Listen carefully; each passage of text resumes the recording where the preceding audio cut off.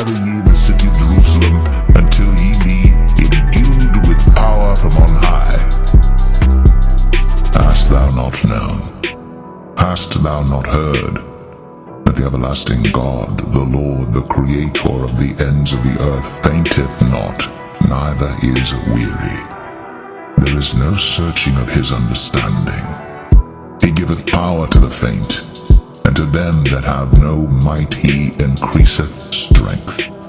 Even the youths shall faint and be weary, and the young men shall utterly fall.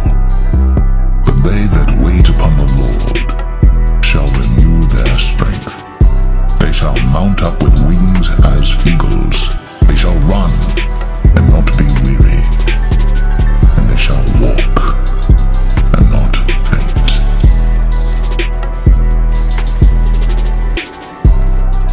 I have said, ye are gods, and all of you are children of the Most High.